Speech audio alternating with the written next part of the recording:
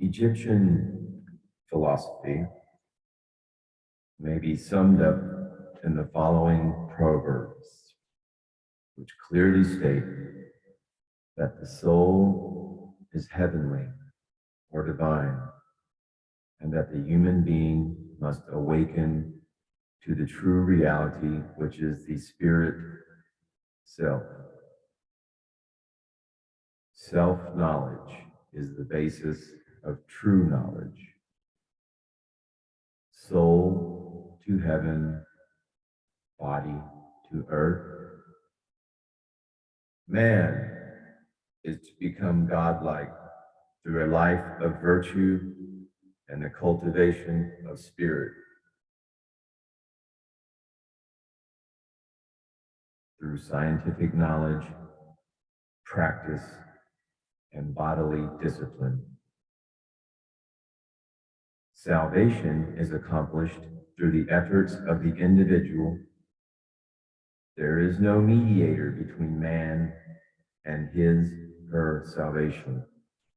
You got that, folks? That means Jesus isn't going to do it for you, okay? Just because you go to church every Sunday and you're the loudest Christian in the front row yelling about how you want to go to heaven, but you're doing everything you can to fight here to stay on earth. Don't be a hypocrite. Don't be lukewarm. Because Jesus, he's going to spit you out of his mouth. Be hot or be cold. Spit you out of my mouth. Salvation is accomplished through the efforts of the individual. Write that on your wall somewhere. There is no mediator. Get it? Be it.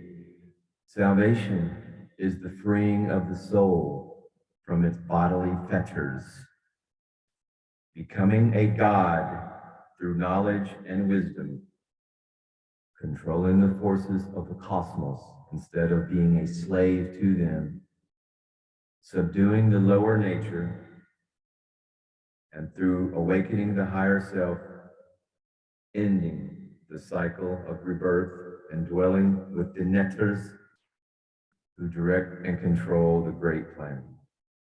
For you folks that are not familiar with Egyptian language, mediators refers to the Egyptian word for gods, the gods. So essentially, salvation is the freeing of the soul from its bodily fetters. It's what yoga is all about. The practice of yoga, hatha yoga, raja yoga, bhakti yoga, any of those. But for Westerners in the Kali Yuga, mostly familiar with hatha yoga, which is the physical postures, but that is a discipline of yoking the lower self to the higher self and back to source. So it's valid. Yoga is not women in their yoga pants running around in their soccer mom band. It's yogis up in the Himalayas with 9-inch long mountain scorpions letting themselves be bit so they can overcome that poison venom. But venom is beloved to Shiva. Sometimes the venom comes in the form of words and truth. So there is no mediator between man and his salvation. Got it? Christians, Jesus ain't doing it for you just because you pray to Jesus and you think Jesus died on the cross for you. No.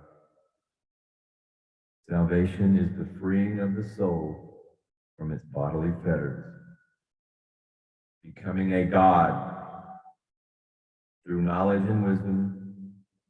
Notice it's a God. This is not talking about the source, prime creator of all creation. But men and women on this planet with the universal Adam-Kadmon template are meant to live as gods, co-creators.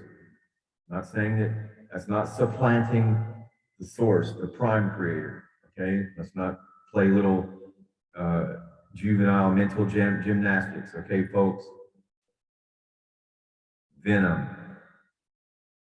full of it this morning, but it's the truth.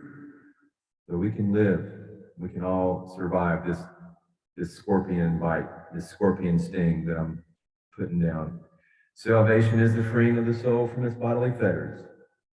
Becoming a God, not the prime creator. Okay, don't get your little feathers in a ruffle.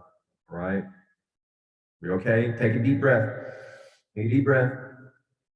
I'm not saying I'm Jesus. I'm not saying that you're Jesus. All right, we okay? Okay.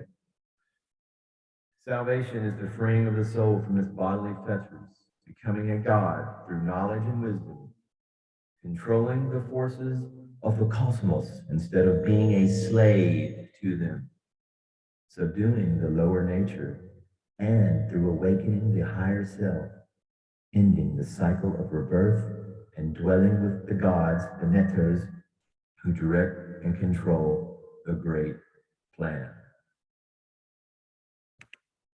All right, folks. Hope you all have a great Saturday. And namaste. Namaskar.